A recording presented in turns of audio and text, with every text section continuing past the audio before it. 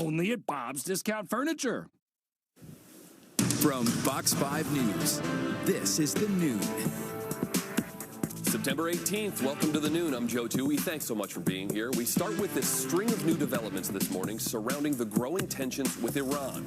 The president has ordered new sanctions on Iran in just the last few hours, but has yet to officially declare the Iranians responsible for those attacks on that Saudi oil facility.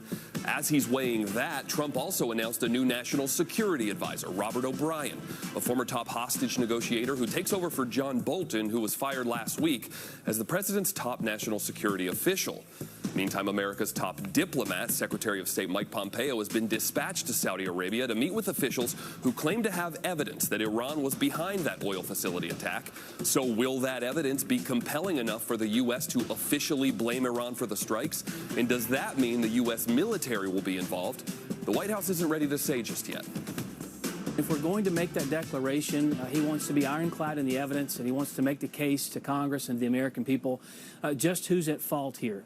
First thing I want to do. The president also lashing out at Republican ally Lindsey Graham, who's argued the president's lack of immediate tough response to Iran was a sign of weakness.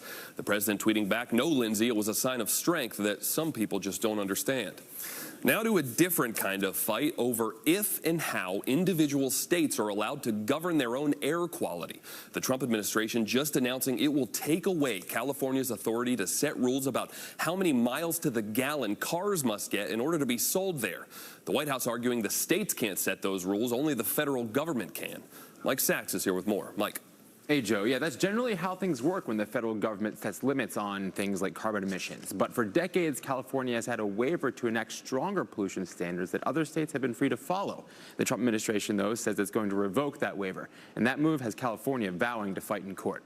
Now, in a tweet, the president wrote, quote, "The Trump administration is revoking California's federal waiver on emissions in order to produce far less expensive cars for the consumer. The plan is to keep mileage standards for cars and trucks to an average of around 37 miles per gallon through the year 2026.